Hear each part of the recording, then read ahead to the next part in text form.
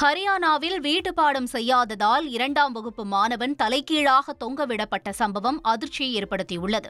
ஹரியானா மாநிலம் பானிபட் நகரில் உள்ள தனியார் பள்ளியில் ஆசிரியை மாணவர்களை கண்மூடித்தனமாக தாக்கும் மற்றொரு வீடியோவும் வெளியாகி பலரது கண்டனத்திற்கு ஆளாகியுள்ளது. சம்பந்தப்பட்ட வீடியோக்களை ஆதாரமாக கொண்டு போலீசார் விசாரணை நடத்தி வருகின்றனர்.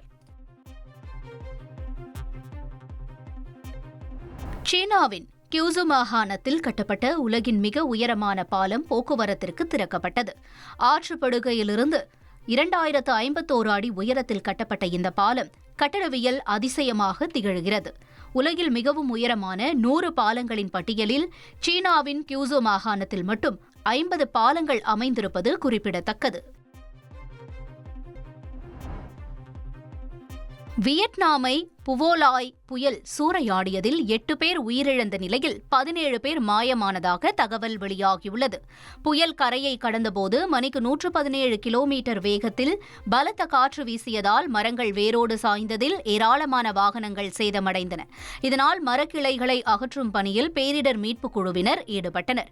காற்றுடன் கூடிய பலத்த மழை பெய்ததால் ஏராளமான வீடுகளின் மேற்கூரைகளும் டிரான்ஸ்பார்மர்களும் சேதமடைந்தன.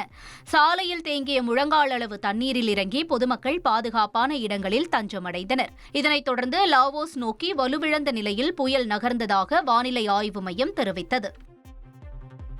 உங்கள் தந்திவன் தொலைக்காட்சியில் கருடா தினமும் காலை 6 மணிக்கு காணத் தவறாதீர்கள்.